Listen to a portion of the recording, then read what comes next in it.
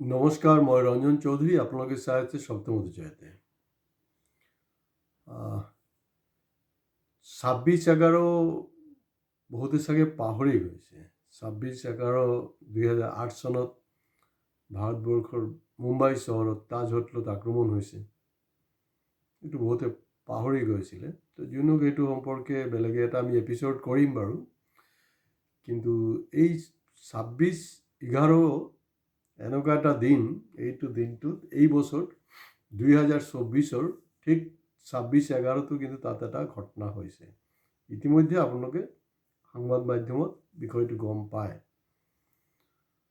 যি নহওক, এইটো আলোচনাৰ পূৰ্বে গতানুগতিকভাৱে আকৌ বিনম্ৰভাৱে অনুৰোধ কৰিছোঁ, সজাগ সচেতন ৰাইজে যাতে আমাৰ চেনেলখন অধিকৰ পৰা অধিক ছাবস্ক্ৰাইব কৰে আৰু এইটোক শ্বেয়াৰ কৰে। আমি এটা নোবেল কজৰ কাৰণে কাম কৰি আছোঁ।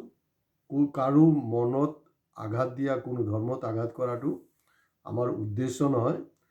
হয়, যিবিলাক পলিটিকেল পাৰ্টি বা মানুহে অনৈতিক কাম কৰি আছে, সেই বিষয়বিলাকক কিন্তু আমি সময়ে সময়ে উজাগৰ কৰি আহিছোঁ আৰু অহা দিনতো কৰি থাকিম।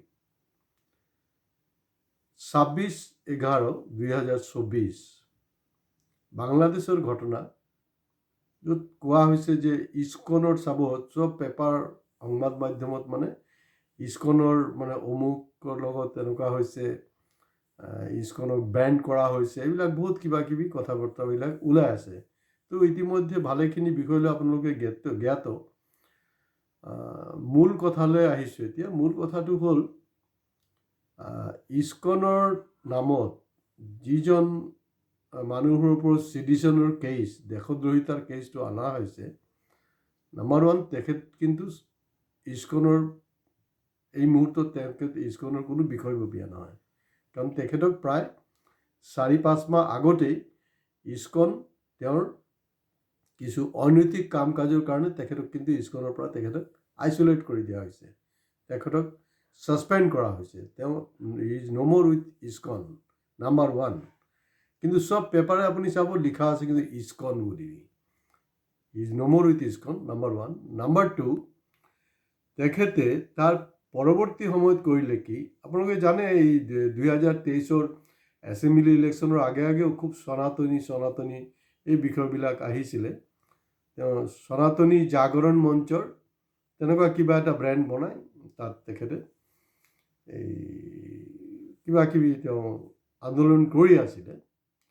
শেহতীয়াকৈ তেওঁৰ যোনটো এক্টিভিটিছটোত তাত চৰকাৰো বেয়া পাইছে, আৰু এই ধৰণৰ কৰ্মকাণ্ড ডেফিনেটলি মাদাৰ অফ ডেমক্ৰেচি বুলি কোৱা আমাৰ ভাৰত ৰাষ্ট্ৰ কেতিয়াও সহ্য নকৰে। তাত মেইন যোনটো এলিগেশ্যন, তেওঁলোকৰ ঝাণ্ডাৰটো বাংলাদেশৰ যোনটো ফ্লেগৰ ওপৰত তেওঁলোকৰ ভাৰতীয় ঝাণ্ডা যোনটো আছে দাঙি দিছিলে।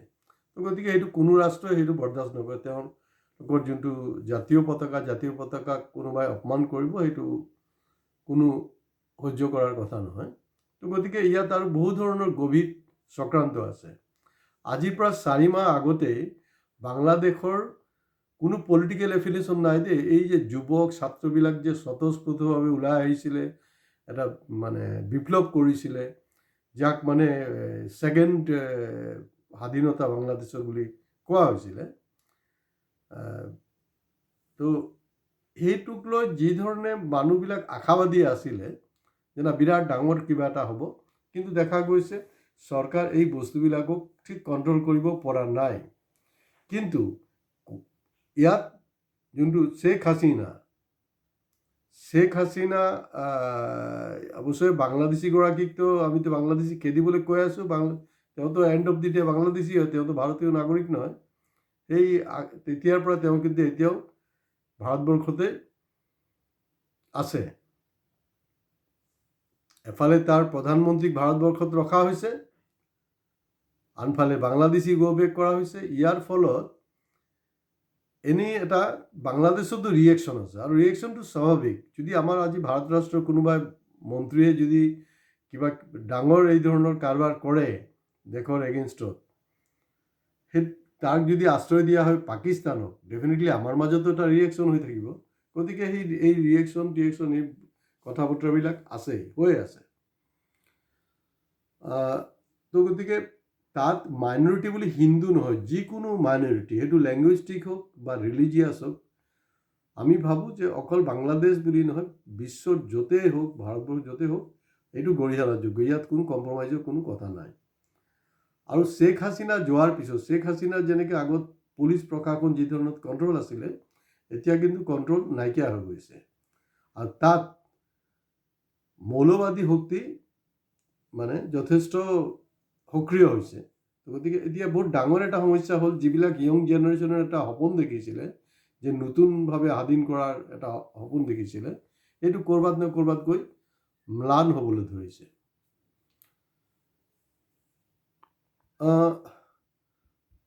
মানে ভাৰতবৰ্ষত বিশেষকৈ আমি দেখিছোঁ অসমৰ বৰাক ভেলীত এই সনাতনীৰ ওপৰত আক্ৰমণ, হিন্দুৰ ওপৰত আক্ৰমণ বুলি বিজেপিৰ যিবিলাক উইংছ আছে তেওঁলোকে ওলাই গৈছে, কলিকতাতো ওলাইছে। কিন্তু এই সনাতনীসকল যেতিয়া এই আপোনাৰ মাইতী সম্প্ৰদায়, মণিপুৰৰ যে মাইতী সম্প্ৰদায়, তেওঁলোকো কিন্তু বৈষ্ণৱ ধৰ্মাৱলম্বী বেছি, তেতিয়া কিন্তু সেই সনাতনী কিন্তু তেনেকুৱা হেৰিত দেখা নাযায়। আৰু এই বস্তুবিলাক কেলে হ'ব পাৰে জানেনে? কাৰণ কি, তাত যোনটো হৈছে এইটো অন্যায়, ইয়াততো আৰু কোনো ধৰণৰ বেলেগ কোনো কথাই নাই, বেলেগ আমি একো মানে ক'বই খোজা নাই। কিন্তু চবতকৈ বেয়া বস্তুটো হ'ল যে ভাৰতবৰ্ষত মাইনৰিটিৰ ওপৰত যোনটো কাৰবাৰ হৈ আছে ন, এই বস্তুবিলাকৰ কি হয়, যেতিয়া আপোনাৰ ইয়াত মাইনৰিটিৰ ওপৰত কোনো ধৰণৰ শোষণ চলিব, অন্যায় চলিব, নেচাৰেলি আমাৰ যিবিলাক প্ৰতিবেশী দেশ, তাতো কিন্তু তাৰ মৌলবাদী শক্তিবিলাক সক্ৰিয় হ'ব, তেওঁলোকৰ কাৰণে এটা ইনস্পিৰেশ্যন হৈ যাব যে না, তাত থকা মাইনৰিটিখিনিৰ ওপৰতো জুলুম কৰা হ'ব। ইউনিছ চৰকাৰে কিছু একশ্যন লৈছে, একেবাৰে নাই লোৱা তেনেকুৱা নহয়। বাংলাদেশত 30,000 যোৱা দুৰ্গা পূজাত 30,000 দুৰ্গা পূজা অনুষ্ঠিত হৈছে, আৰু সেইটো তেওঁৰ কাৰণে এটা ডাঙৰ চেলেঞ্জ আছিলে। আৰু দুৰ্গা পূজাত 80,000 তেখেতে ভলণ্টিয়াৰ নিয়োগ কৰিছিলে কণ্ট্ৰল কৰাৰ কাৰণে, আৰু সুস্থভাৱে গোটেই বাংলাদেশত 30,000 দুৰ্গা পূজা অনুষ্ঠিত হৈছে। ভাৰতবৰ্ষত বৰঞ্চ ভাৰতবৰ্ষত দুৰ্গা পূজাক লৈ উত্তৰ প্ৰদেশত ঝেং হ'ল, কিন্তু বাংলাদেশত কিন্তু কোনো ধৰণৰ ঘটনা হোৱা নাই। আৰু ইয়াত তাত যিজন মানে BNPৰ যিবিলাক কৰ্মকৰ্তা আছে, যিবিলাক নিষ্ক্ৰিয়, মানে কাৰণ BNPৰ কৰ্মকৰ্তা হিন্দুৰ মাজতো আছিলে, মুছলমানৰ মাজতো আছিলে, তাহাঁতেও কিন্তু কেনেকৈ ছাবৰ্টেজ কৰিব পৰা যায় সেই কাৰবাৰটো কৰি আছে। ডোনাল্ড ট্ৰাম্প চাব, তেওঁলোকৰ তাত প্ৰেচিডেণ্ট ইলেকশ্যনৰ আগে আগে তেওঁ বাংলাদেশৰ হিন্দুৰ ওপৰত জুলুম লৈ খুব মানে উদ্গ্ৰীৱ, খুব মানে কনচাছ, তেওঁ এটা ষ্টেটমেণ্ট দিলে। আৰু তেতিয়া আমি কৈছিলোঁ যে সেইটো উদ্দেশ্যটোৱে হ'ল যে যিবিলাক ইণ্ডিয়ান NRI হিন্দু আছে তেওঁলোকৰ ভোটটোক এনচিয়ৰ কৰা। সাধাৰণতে তেওঁ ইণ্ডিয়ান NRI হিন্দুবিলাকৰ ভোট তেওঁৰ পাৰ্টীয়ে নাপায়, সাধাৰণ ট্ৰেডিশ্যনেলি যদি ক'ব খুজিছোঁ, সেইটোক তেওঁ পোলাৰাইজ কৰিলে। এইকেইদিন তেওঁ মনে মনে আছে। যোৱাকালি তেখেতে আকৌ ষ্টেটমেণ্ট দিছে, সনাতনী ইস্কন ডিস্কন কিবা কিবি, এইটো তেখেতক এইটো কি পেপাৰৰ ভুল কৰিছে নাই ট্ৰাম্পৰ ষ্টেটমেণ্টত ক'ৰবাত ভুল? তো আমেৰিকা দেখোন ইমান এটা শক্তিশালী মানে দেশ, তো এই দেশখন এই মুহূৰ্তত যেতিয়া তাত মানৱ অধিকাৰ উলংঘন হৈছে, অমুক হৈছে তমুক হৈছে, এই মুহূৰ্তত তেওঁৰ আৰ্মি তাত নপঠায় কেলে? 80s দেখোন আফগানিস্তানত পঠিয়াইছিলে, এতিয়া পঠিয়াব লাগে তো তাহাঁতক ৰক্ষা কৰিবলৈ। সনাতনীৰ মানে হিন্দুৰ ওপৰত জুলুম সহ্য কৰা নহ'ব, তেওঁতো ইলেকশ্যনৰ আগে আগে ক'লে। এটা হ'ল ষ্টেটমেণ্ট আৰু এটা হ'ল কি একশ্যন। তো গতিকে একশ্যন দেখাবলৈ হ'লে তেনেকৈ কৰিব লাগিছিলে। আৰু আমাৰ প্ৰধানমন্ত্ৰী ডাঙৰীয়া আজি কবতি স্পেচিফিক কিন্তু কোৱা নাই যে বাংলাদেশৰ হিন্দুৰ ওপৰত আক্ৰমণ হৈছে। শব্দটো মন কৰিব যে তেওঁ স্পেচিফিক কিন্তু কয়, তেওঁ মাইনৰিটি তেওঁ ডাইৰেক্ট ক'বলৈ কি অসুবিধা আছে? কোনো অসুবিধা, ডাইৰেক্ট কওকচোন বাৰু। আৰু চাপৰিঞ্জীৰ বুকুৰ কি ইমানটো দম নাই নেকি? তেতিয়া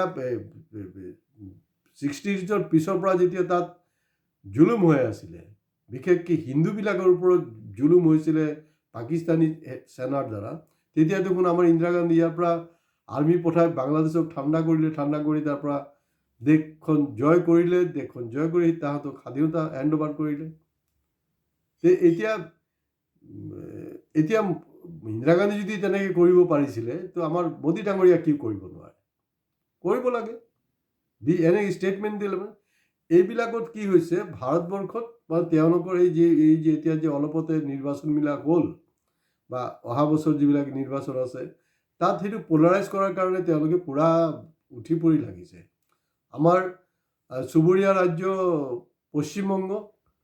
পশ্চিমবংগতো দেখা গৈছে শুভেন্দু অধিকাৰীহঁত, যিকেইটা আগত ইমান দিন তৃণমূলত আছিলে, এতিয়া মানে পাপত গজা চব বিজেপিৰ ডাঙৰ ডাঙৰ নেতা, তেওঁলোকে মমতা বেনাৰ্জী TMC মানে বাকায়দা ছাপোৰ্ট কৰিছে যে এইটো ভাৰত চৰকাৰৰ এটা এক্সটাৰ্নেল এফেয়াৰ্ছ মিনিষ্টাৰৰ বিষয়। তেওঁলোকে যি ধৰণে সিদ্ধান্ত ল'ব, তৃণমূল কংগ্ৰেছ বা বাকী ইণ্ডিয়া এলায়েন্স লগত থাকিব, তাত আৰু দ্বিমত নাই। কিন্তু এনেকুৱা এটা কৰি আছে, উচতনিটো দি আছে যে মমতা বেনাৰ্জী একো কৰা নাই। আৰে মমতা বেনাৰ্জীৰ হাতত কি ইণ্ডিয়ান আৰ্মি কি মমতা বেনাৰ্জীৰ হাতত নেকি?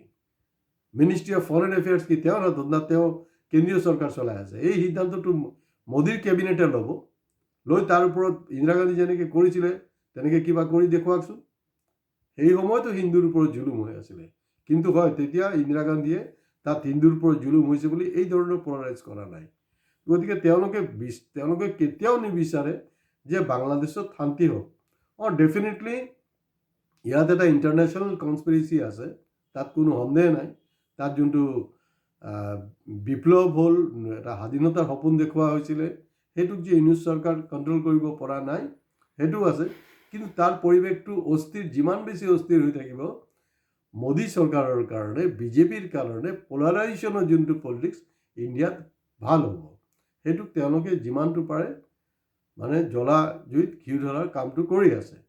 মমতা বেনাৰ্জী, মই অলপ আগতো কৈছোঁ যে মমতা বেনাৰ্জীক টাৰ্গেট কৰি লোৱা হৈছে। আচৰিত কথা। তেওঁলোক বিজেপি পাৰ্লামেণ্টতো ৱেষ্ট বেংগলত বেয়া হ'ল, এছেম্বলিতো বেয়া হ'ল, এতিয়া ৰিচেণ্টলি যে 6টা তাত কনষ্টিটুৱেঞ্চিত হ'ল, বেয়াকৈ বিজেপি হাৰিলে। গতিকে তেওঁলোকৰোতো এটা গঠনমূলক কাম হ'ব লাগিব ন।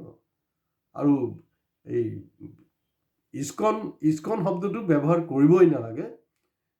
এইটোক চালি জাৰি চাব ষ্টেটমেণ্টবিলাক কি আছে। আৰু আজি পেপাৰতো আছে কথা বতৰাবিলাক যে কাৰণ ইস্কনৰ পৰা ইতিমধ্যে এই মহান নেতাজনক ইতিমধ্যে কিন্তু বহিষ্কাৰ কৰা হৈছে তেখেতৰ কিছু ইলিগেল এক্টিভিটিছৰ কাৰণে।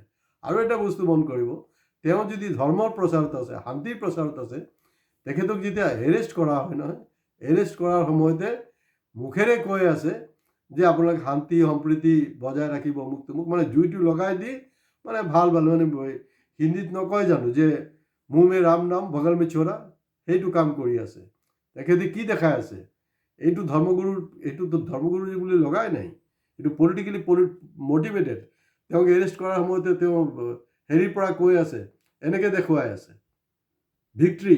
তাৰমানে পলিটিকেল লিডাৰবিলাক যেনেকৈ ভিক্ট্ৰী দেখায়, তাৰমানে তেওঁ জিকিব। এইটো কি এটা ধৰ্মগুৰুৰ সেইটো কি এটা বডি মানে হেৰি হ'ব পাৰে নেকি? বডি লেংগুৱেজ হ'ব পাৰে নেকি? গতিকে এই গোটেই বস্তুবিলাক অলপ চিন্তা কৰা উচিত। আৰু এই কালি পৰহি কিছুমানে চৰ্চা কৰি আছিলে, মই ক'লোঁ যে যদি বাংলাদেশৰ হিন্দুৰ ওপৰত ইমান জুলুম হৈছে, তাহাঁতি গুচি আহিলে হ'ল। নাই আহিব নোৱাৰে নহয়, বৰ্ডাৰত ইমান হেৰি কৰি থৈছে। মই সুধিছোঁ, ভাই আপুনি কি বৰ্ডাৰলৈ গৈছিলে নেকি? আপুনি যি ধৰণে আমাক কৈ আছে লাইভ টেলিকাষ্ট, একদম বৰ্ডাৰত সোমাব দিয়া নাই কেলে? দেখোন হৈয়ে গ'ল, চিটিজেনশ্বিপ এমেণ্ডমেণ্ট এক্ট দেখোন হৈয়ে গ'ল, এতিয়া আহিলে হ'ল। প্ৰভাইডেড তেওঁলোকেতো প্ৰডিউচ কৰিব লাগিব নহয়, না ভাৰত চৰকাৰ লোৱা নাই। মানে যি টি মানে প্ৰচাৰ ইয়াত বিজেপিৰ যোনটো যন্ত্ৰ সেইটো চলাই আছে, এইটো কিন্তু না আমাৰ দেশৰ কাৰণে মংগল, না আমাৰ প্ৰতিবেশী হেৰিৰ কাৰণে মংগল।